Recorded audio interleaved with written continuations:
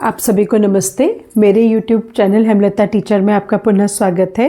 Active passive को आगे बढ़ाते हैं और ये है rule number 21, passive of verb plus preposition.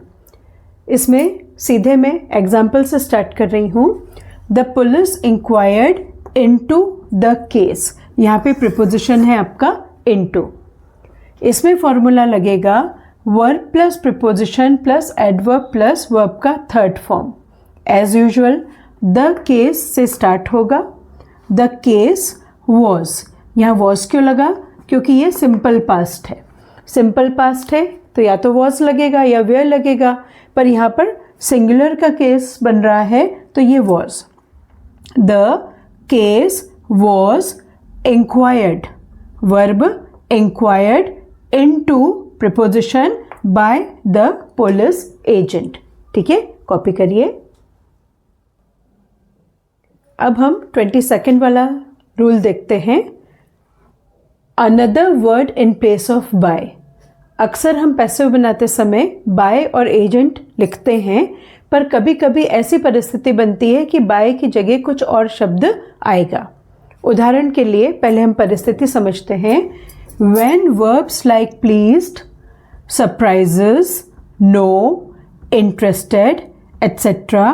express states rather than action, जब जो क्रिया है, जो वर्ब है, जैसे कि please, surprises, know, interested, ये express states rather than action, वो action यानी कोई गतिविधि नहीं बता रहे हैं, कोई क्रिया नहीं बता रहे हैं, पर क्या बता रहे हैं? स्टेट यानी कोई अवस्था बता रहे हैं। तो ऐसे समय में एजेंट जो है वो बाय ना यूज़ करते हुए हम विथ, एट, टू, इन जैसी परिस्थिति की मांग रहेगी वैसे हम शब्द को इस्तेमाल करेंगे। ठीक है, पहले ये नियम लिख लीजिए, फिर मैं एग्जाम्पल बताती हूँ। लिखिए, एग्जाम्पल देखते हैं। The news pleased him. The news pleased him, तो यहाँ पर हो जाएगा he was pleased with the news. सभी रूल्स को जोड़ते चाहिए, है ना। यहाँ पर हिम है तो यहाँ ही हो जाएगा। सब्जेक्टिव ऑब्जेक्टिव जो हमने पढ़ा, he was pleased with, was क्यों लगा? क्योंकि द न्यूज़ के तुरंत बाद वर्ब का सेकेंड फॉर्म है प्लीज्ड, इसलिए वॉज लगा।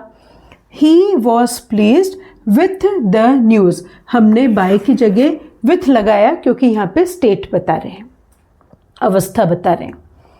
एक और एग्जाम्पल देखिए। द रिजल्ट सरप्राइजेस मी। सब बातों को ध्यान में रखिए। यहाँ पे द रिजल्ट इट के इक्विवेलेंट है, इसलिए यहाँ पर आया है सरप्राइजेस, वर्ब में SES लगा है। द रिजल्ट सरप्राइजेस मी, तो पैसिव बना आई एम। मी का क्या हो गया? एम। मी का आई हो गया आई के साथ लगेगा एम। आई एम वर्ब का third form surprised at the result. यहाँ पर भी बाय की जगह क्या लगा है? एट लगा है। तो इस तरह के जब एग्जाम्पल्स आए तो आप विशेष ध्यान रखिए, कॉपी करिए। अभी हमने एक्टिव पैसिव के कुछ रूल्स पढ़े, समझे, उनके एग्जाम्पल्स देखे। Again I will request you, unsolved उठाइए। पिछले 5 सालों में या पिछले सालों में जो भी डूएस डायरेक्टेड में एक्टिव पैसिव और टेंसेस के ऊपर बेस्ड जो अब तक हम पढ़ चुके हैं, जो भी सेंटेंसेस आए हैं उन्हें आप सॉल्व करने की कोशिश करिए और डेफिनेटली आप उन्हें सॉल्व कर पाएंगे। और इस बार फिल इन द ब्लैंक्स और डूएस डायरेक्टेड के 10 मार्क्स पक्के। ओके, विथ ऑल दिस आज के लिए अभी इतना ही। All the best for your exams. Thank you.